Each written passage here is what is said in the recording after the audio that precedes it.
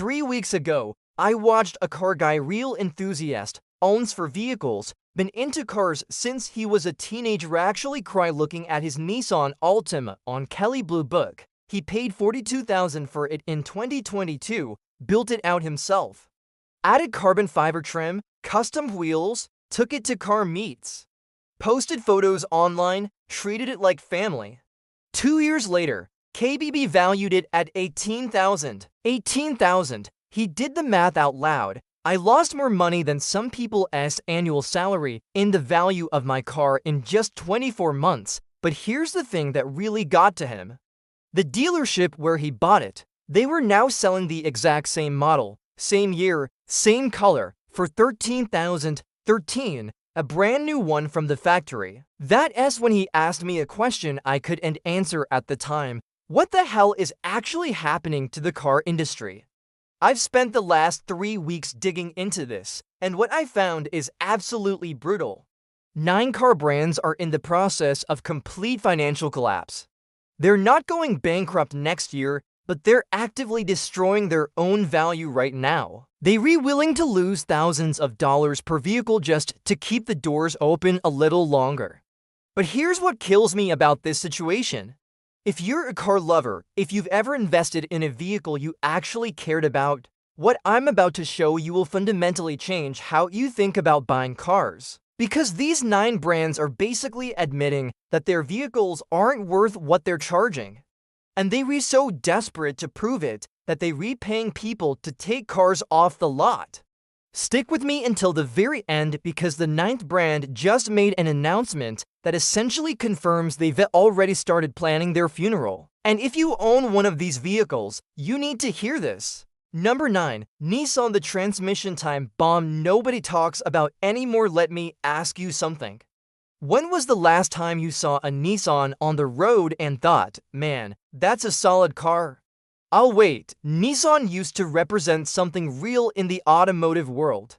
Japanese engineering, reliability, the kind of car that lasted forever if you just did basic maintenance. It was the practical choice, the smart choice.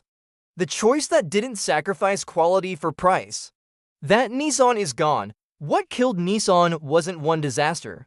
It was a cascading series of decisions that compounded into absolute nightmare territory.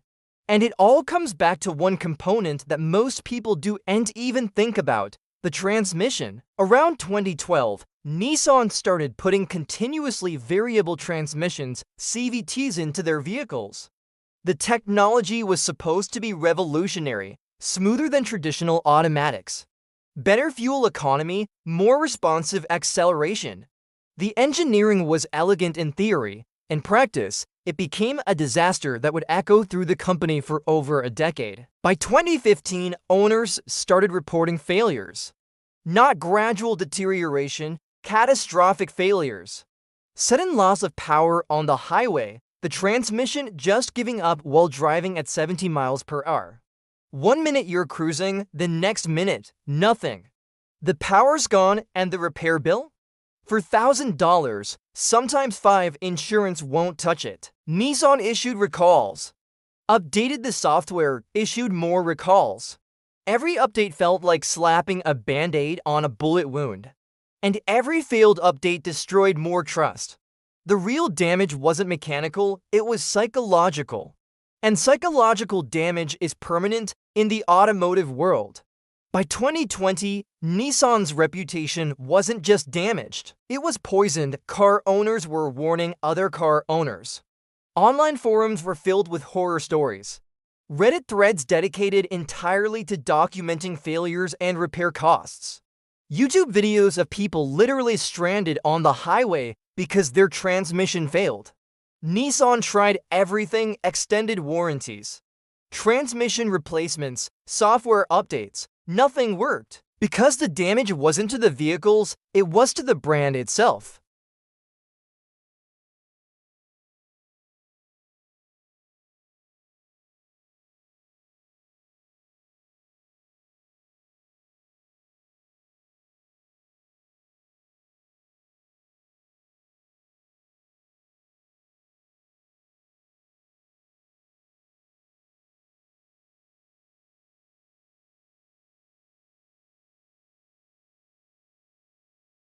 the inventory situation is almost surreal in its desperation.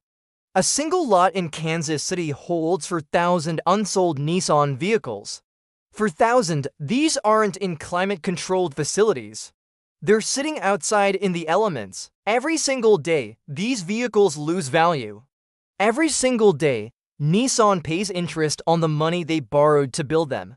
It's financial hemorrhaging that doesn't stop until the cars move. That's why fleet sales have become Nissan's only lifeline.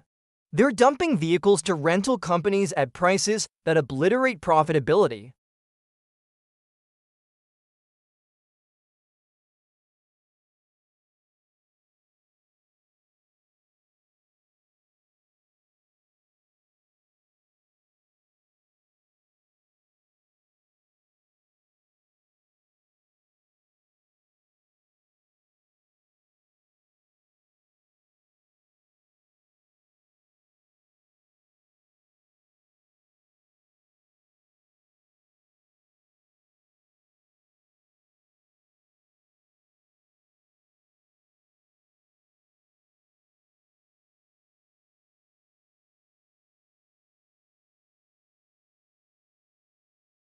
Number 8. Chrysler one model away from extinction. Now, I want to talk about something that represents a kind of corporate failure that is almost unthinkable in American business.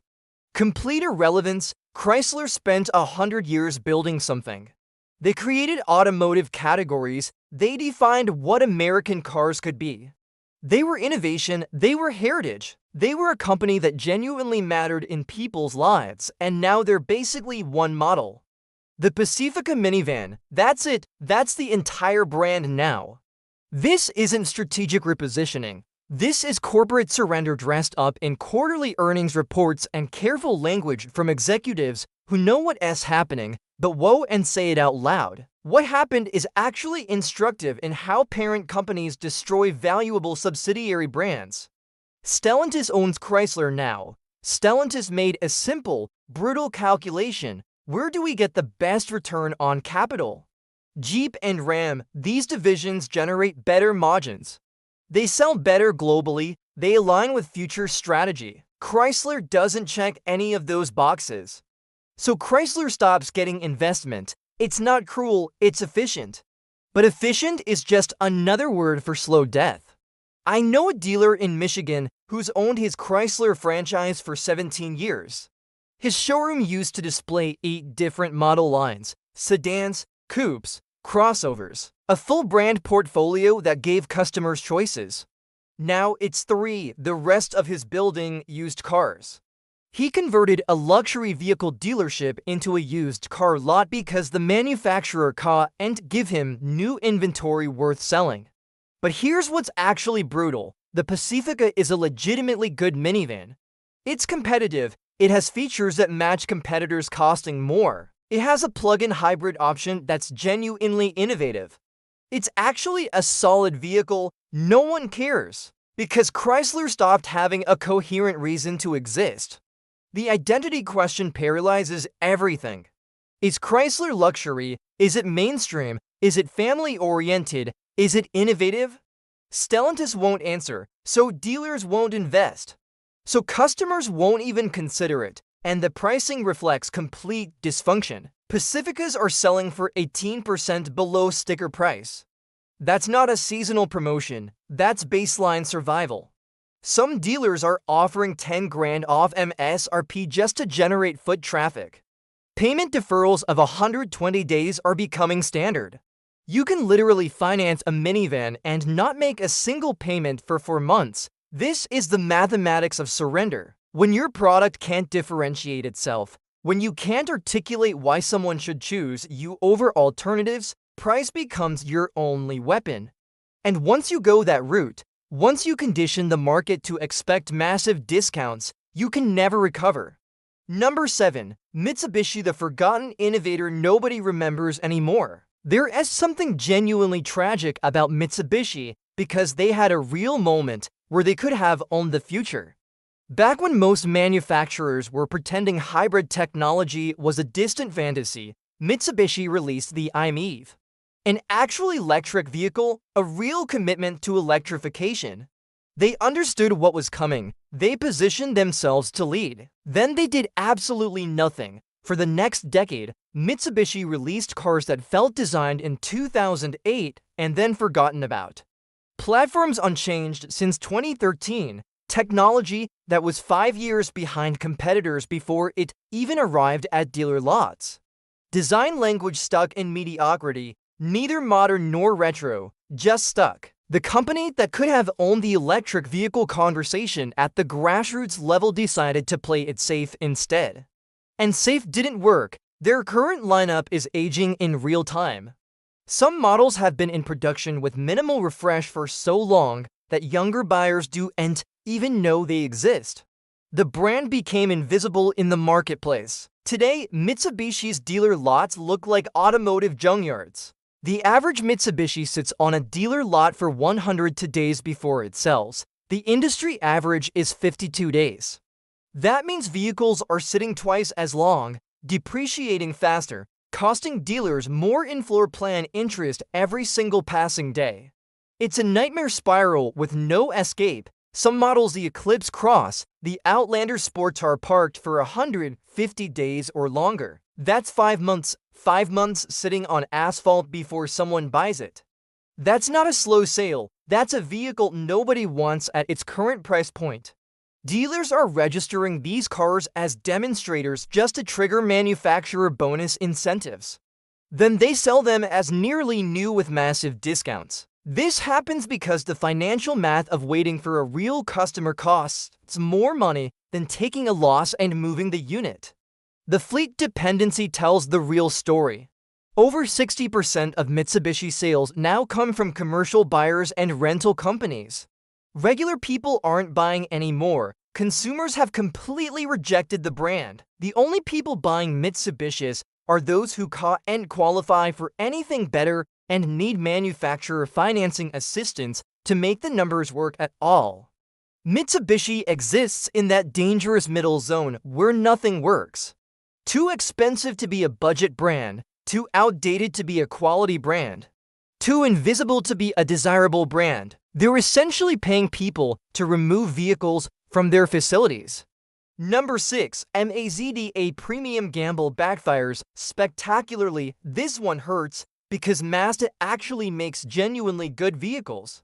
Automotive journalists love Mazda. Car enthusiasts respect the engineering. The brand represents driving dynamics and design that compete with cars costing double the price. If you actually drive a Mazda, you understand it. You get why engineers chose to work for this company, but nobody's buying them. Mazda made a strategic decision that looked intelligent on paper. Move upmarket. Become the Japanese BMW, offer premium interiors, refined driving experiences, sophisticated design language. Command higher prices, achieve better margins. Here's what they did and account for. You can't be premium without the brand prestige backing it up. Mazda spent years positioning themselves above Honda and Toyota, charging prices consumers should reasonably refuse to pay for a non-luxury brand. But then Honda and Toyota started offering comparable features at lower prices. And actual luxury brands Mercedes, Audi, BMW came down in price themselves. Mazda ended up trapped in a dangerous middle. Too expensive to compete with mainstream brands. Not prestigious enough to compete with actual luxury. Stuck between two worlds where they don't belong in either. The dealer network has been collapsing because dealership economics demand variety. You need multiple models attracting multiple customer types. When overall traffic shrinks, you can't support the overhead anymore. Since 2018, Mazda lost over 15% of its dealers. In rural areas, it's significantly worse. Some entire regions now have 0 Mazda dealers. If you live in rural Montana or Arkansas or Iowa, buying a Mazda means driving hours to reach a dealer. That kills purchase consideration immediately. The incentive explosion happened because brand awareness is so low that customers don't consider Mazda without substantial financial motivation. Mazda increased incentive spending 47% year over year while still losing market share. The CX-5 and CX-30, which received critical acclaim from automotive journalists and reviewers, now carry discounts of $3,000 to $5,000 below MSRP in most markets. 0% financing for 72 months is standard now, not a promotional offer. This erodes thin profit margins even further. Mazda's scale disadvantage is impossible to overcome. Without Toyota or Volkswagen's purchasing power, Mazda pays more for components and technology. This cost disadvantage translates directly to either higher prices or reduced features. Neither helps attract consumers in highly competitive segments. The reliability paradox perfectly illustrates Mazda's situation. Despite building reliable vehicles, their low market presence means resale values suffer significantly. Consumer Reports ranks Mazda among the most reliable brands. Yet their 3-year residual values average 8% lower than Honda and Toyota equivalents. This depreciation gap exists purely because of market perception and dealership scarcity, not because of vehicle quality differences. Buyers choosing Mazda pay this perception gap when they eventually sell. Number 5. Jaguar heritage can't pay warranty repairs. Jaguar represents British luxury and performance heritage. Unfortunately, Heritage doesn't pay warranty repairs or maintain resale values or keep dealers open. US Jaguar dealerships entered full liquidation mode.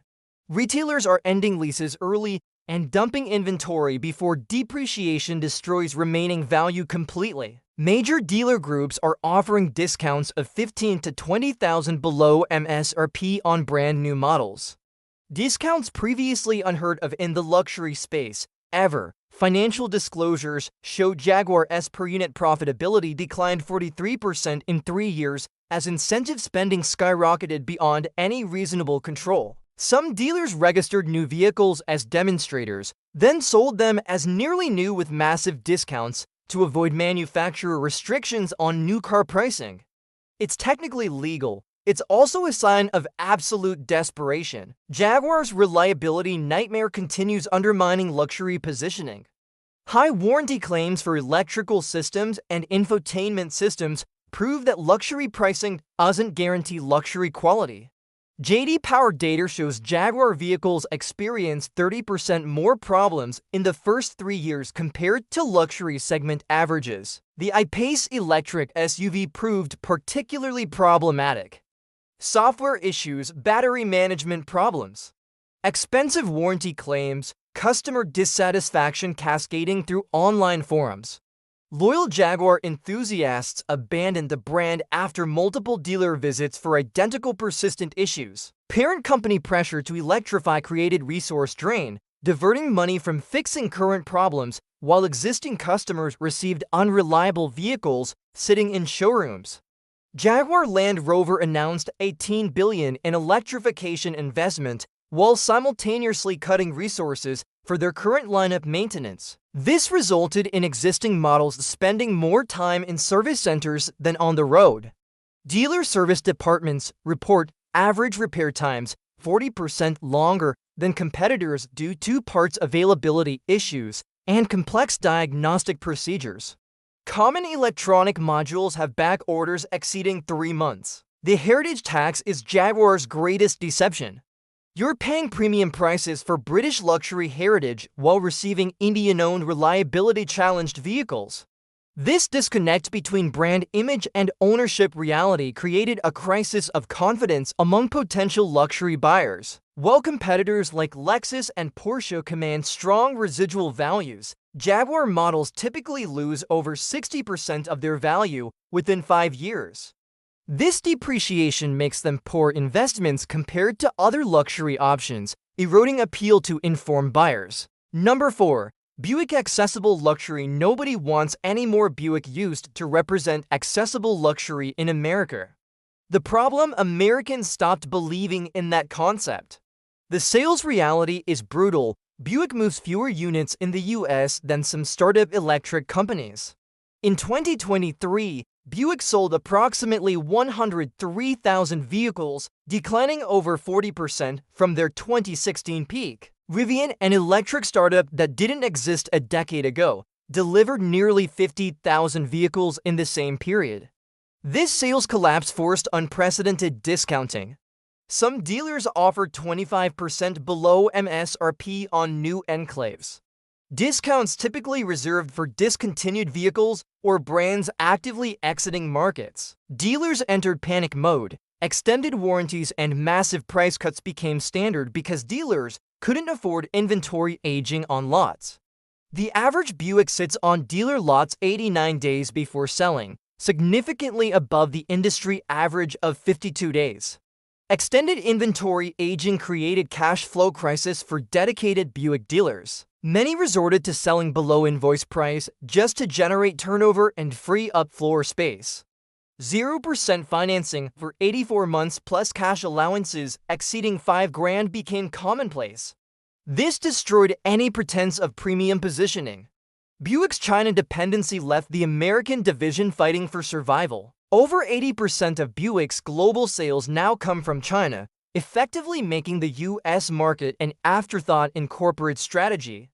This focus shift resulted in reduced product development specifically for American consumers. Most models designed primarily for Chinese preferences and adapted for the U.S. as an afterthought. This strategy disconnect created vehicles failing to resonate with American luxury buyers, accelerating domestic decline. The luxury illusion became impossible to maintain. Buick charges premium prices for vehicles, sharing platforms, and parts with lower-priced General Motors models. You're paying for a badge, not better engineering. The Encore GX shares its platform and most components with the Chevrolet Trailblazer, yet costs thousands more. Industry analysis shows Buick vehicles contain approximately 70% shared components with lower-priced Chevrolet models. This makes premium positioning increasingly difficult to justify to informed consumers.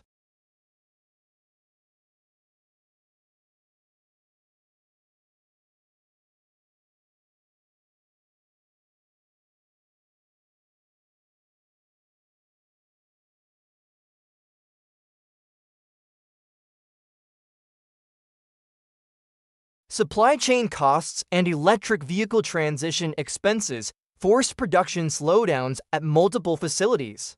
Components for hybrid and electric models cost 30% more than projected, creating profitability crisis that limited manufacturing output severely. While some luxury brands benefit from limited availability, Volvo lacks the brand cash to convert scarcity into desirability. Potential buyers simply choose more readily available alternatives rather than waiting months for Volvo delivery.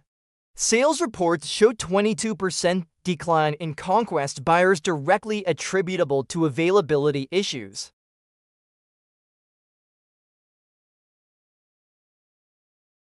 Buyers avoid Volvo hybrids due to maintenance complexity and repair costs, rivaling luxury German brands. The T8 plug-in hybrid powertrain proved particularly problematic. Replacement battery modules cost upwards of $7,000. Specialized repairs require dealer-only diagnostics. Warranty claim data shows Volvo's hybrid models generate 35% more service visits in the first 3 years compared to traditional powertrains.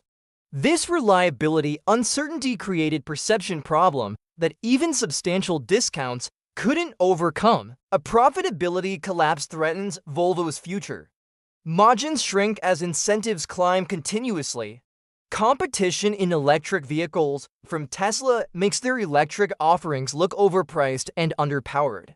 Financial disclosures reveal Volvo's profit per vehicle declined 28% since 2021 despite increasing average transaction prices. Their fully electric XC40 recharge costs more than Tesla's S Model Y while offering less range and slower charging capabilities.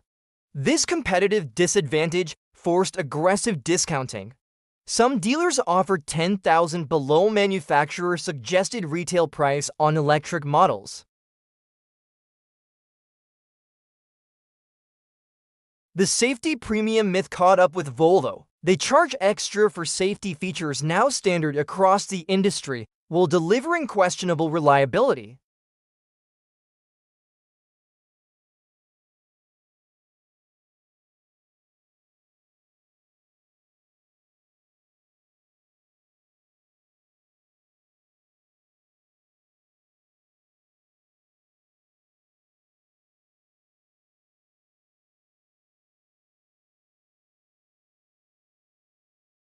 Number 2. Infiniti Luxury. Without the credentials, Infiniti launched alongside Lexus in 1989 as Japan's answer to German luxury.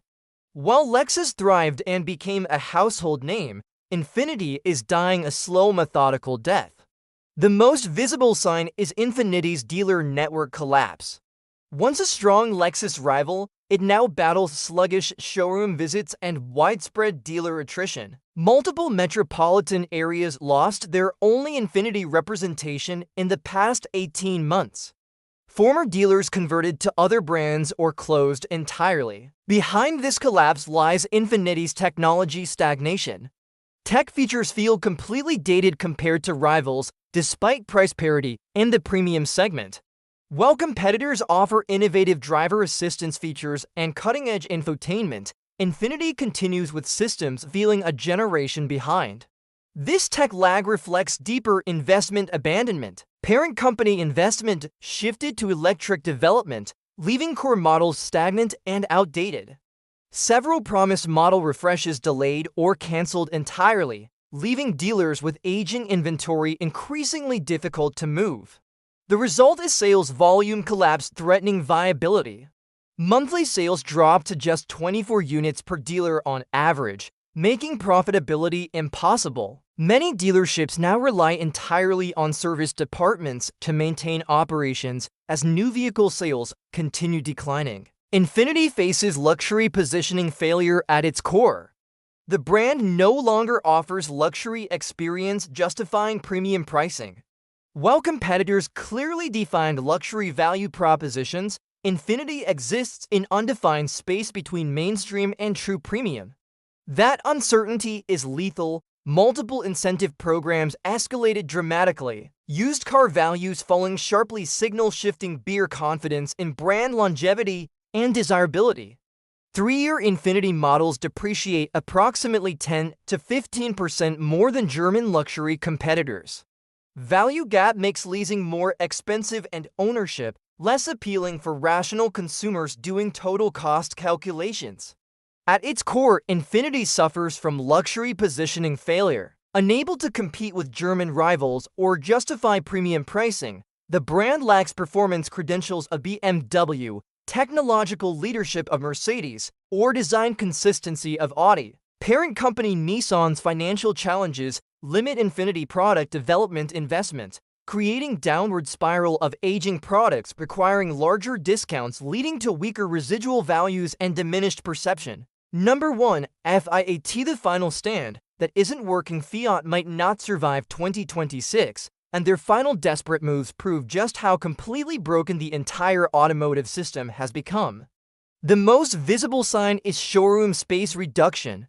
U.S. dealers dramatically reduced showroom space after years of disappointing retail returns, essentially giving up on the brand. Many former Fiat studios converted to service areas or used car displays.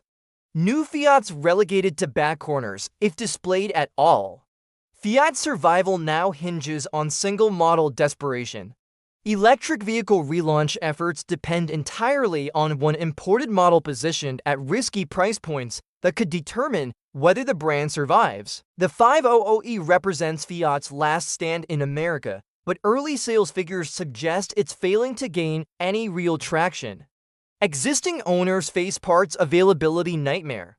Maintenance costs and limited parts availability continue frustrating legacy owners, destroying any remaining brand loyalty. Some components require international shipping with wait times exceeding 3 months, pushing owners to abandon vehicles rather than repair them.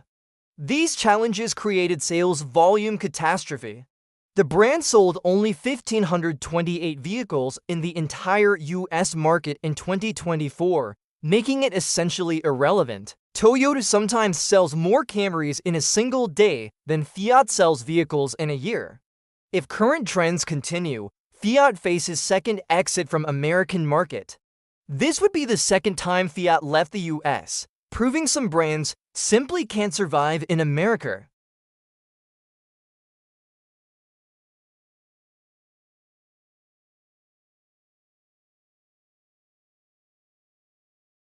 Fiat returned to America promising Italian style and European sophistication.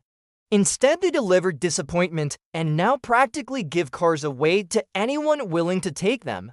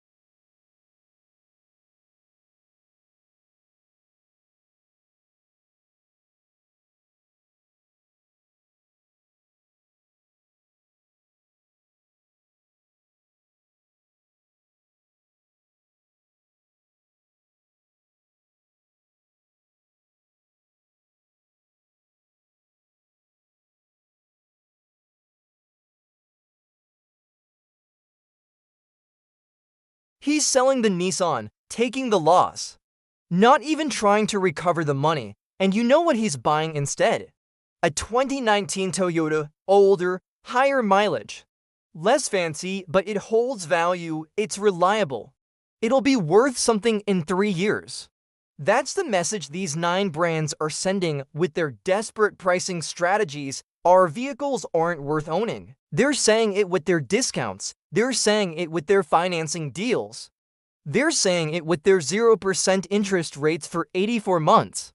Because if a vehicle was actually worth owning, if it was going to hold value, if it was going to be reliable, manufacturers wouldn't need to pay people to take them. Car lovers understand this, you understand this. The deals you're seeing right now aren't generous, they're terrified. They read the last gasps of brands that built their business on reputation and loyalty, but lost both of those things the moment they prioritized margins over quality. So what happens to the car industry now? Do all 9 of these brands disappear? Do some survive? Which ones actually make it to 2027? That's what I want to know from you. Drop your thoughts in the comments. Which brand surprised you most? Which one did you own? What was your experience? If this breakdown opened your eyes to what's really happening behind the showroom doors, what's happening right now in real dealerships where salesmen are begging customers to take test drives, hit that like button. Subscribe because the automotive industry shakeup is only just getting started. And things are about to get way more interesting before anything gets better.